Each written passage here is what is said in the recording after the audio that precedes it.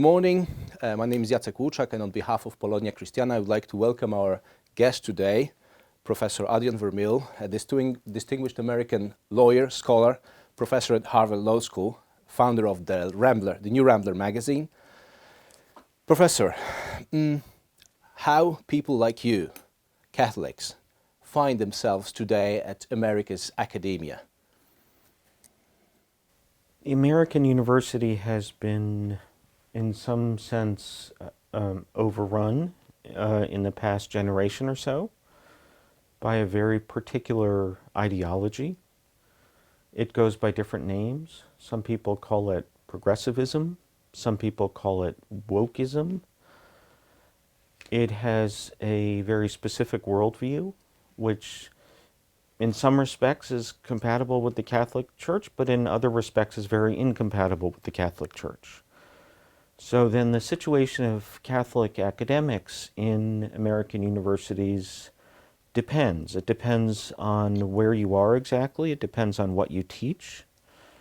I fortunately do not teach very controversial subjects. I teach administrative law, the law of the bureaucracy and the executive branch, and this is not particularly controversial, but I have colleagues who teach things like the criminal law or the law of discrimination, and these colleagues are often constantly under pressure from this ideology and have to make very difficult choices about how to navigate it. Okay, and you yourself changed your views on religion and converted at a certain stage to Catholicism. You were Episcopalian, if I'm not wrong, originally. Which is like American Anglican, yeah. Yeah, that's right. So would you like to present briefly what motivated you for conversion? I think there were both a push and a pull, if you like. A push away from Episcopalianism and a push to Catholicism. In my view, the Episcopal Church in America completely surrendered to this new ideology and simply became hollowed out. So you had people performing ceremonies and liturgies, but without actually believing in their truth. And in every other respect, they were simply promoting this new ideology. So that made me wonder where the truth had gone, where Christian truth had gone, and I started to investigate the claims of the Catholic faith. And the more I investigated them, the more they struck me as indisputably correct. So at a certain point, I had no choice but to become Catholic, and I was assisted in that by many very kind people, a Jesuit from Boston College and some other people to whom I'm very grateful. But since my conversion, I've had no doubt about it. That is, I have no doubt in my mind that Catholicism is true. I've heard that quite an inspiration for that was John Henry Newman. Absolutely. So if you're an English-speaking sort of academic or professional, this is the natural place to look because this is a man who starts out as an Anglican and famously converts to Catholicism, in part because he was trying to investigate the truth of the Christian faith, and initially he was trying to refute Catholicism. He was trying to come up with arguments to deny it, and he ended up figuring out that it was true. So this is a natural inspiration and guide for this intellectual journey. Right. In the last decades, we've seen quite a movement on a certain scale of Anglicans or ex-Episcopalians converting into Catholicism. But how was this decision met? How did your friends, your family react to that, if I may ask?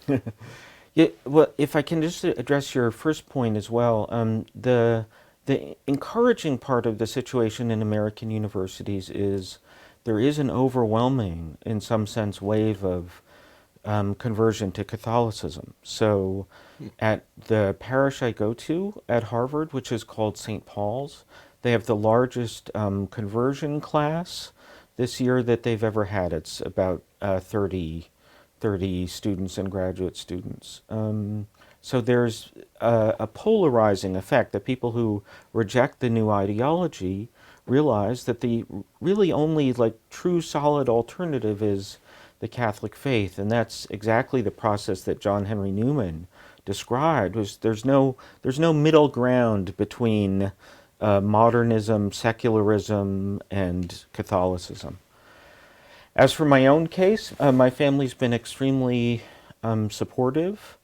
Some of us are Catholic, some of us are not, but they're extremely loving about it.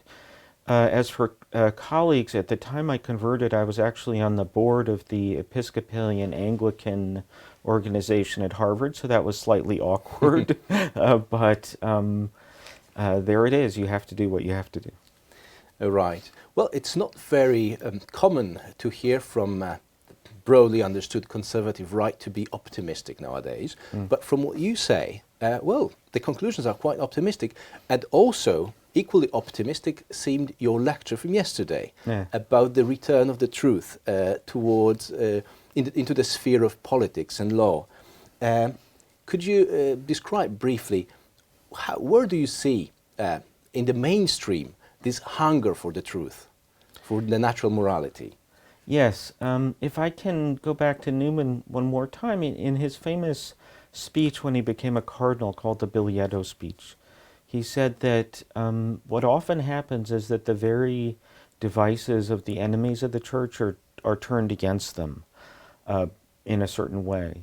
And there's a sense in which that's happening today, at least in American universities, which is the new ideology, to its credit, is extremely passionate about truth. They think they know the truth, and they want to bring it to the university sphere. And that itself has, I think, knocked people out of a certain lazy, call it liberalism, which says, you can have your truth, I can have my truth, and we'll just agree to disagree. That's in some sense no longer possible, or it's getting harder and harder to take that stance. Everybody's forced in a certain sense to decide what they think is true.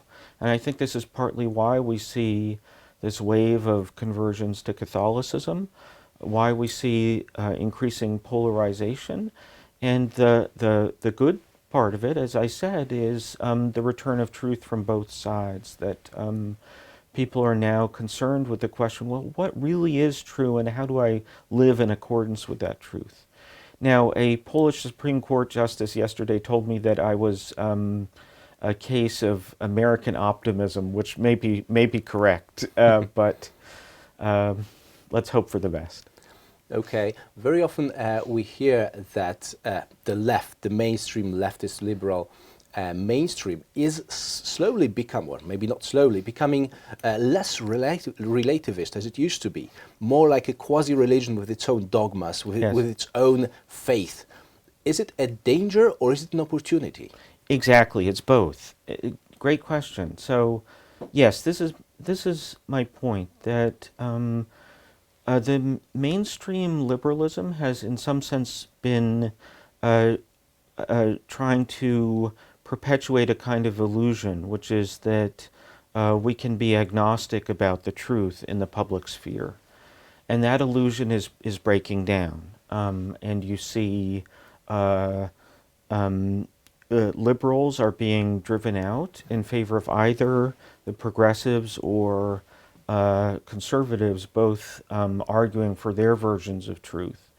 And as that process continues, I think you'll see more conflict, but I think you'll also see a more genuine politics in a certain way, with people no longer pretending that we can be relativist about truth, but people arguing for what truth actually is. And in that contest, I suppose I am optimistic, or at least hopeful, that the Catholic faith will prevail.